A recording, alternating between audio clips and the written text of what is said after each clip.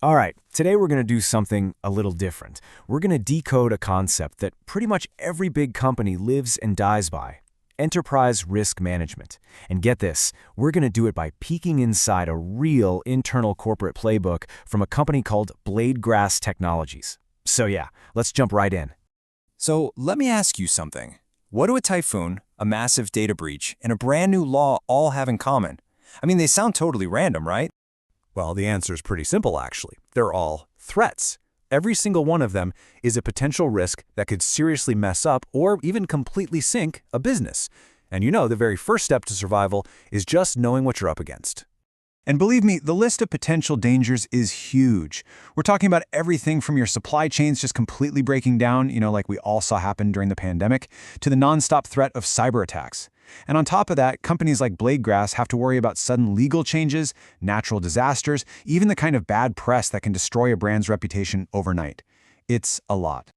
So how in the world do you even begin to manage all that chaos? Well, you definitely don't just cross your fingers and hope for the best. No, you create a playbook.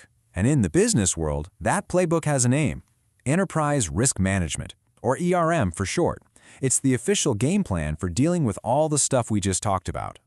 And this really gets to the heart of it. I'm pulling this definition straight from that Bladegrass memo. And it says, risk management is a structured process. See, that's the key word right there: structured. This isn't about guesswork or just reacting to problems. It's about methodically identifying, assessing, and then tackling potential threats before they turn into total catastrophes. And what's the goal here? Well, it's pretty straightforward, really. You want to spot the dangers early on. You want to either eliminate them or at least reduce the harm they can do.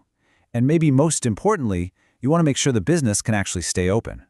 It's also about protecting your assets, protecting your reputation, and making sure you're using your resources efficiently instead of panicking about every little thing.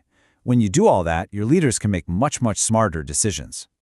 Okay, but a brilliant playbook is totally useless if you don't have a team to actually run the plays, right? So a huge part of this whole framework is figuring out exactly who is responsible for what. Because this isn't a one-person job, not even close.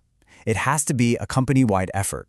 And take a look at this chart from the memo. It lays out the chain of command perfectly. You've got the president at the top as the chair, leading the whole initiative. Then you have a core team that manages the day-to-day framework. But, and this is the part I really want you to notice, look at that last row, the line heads.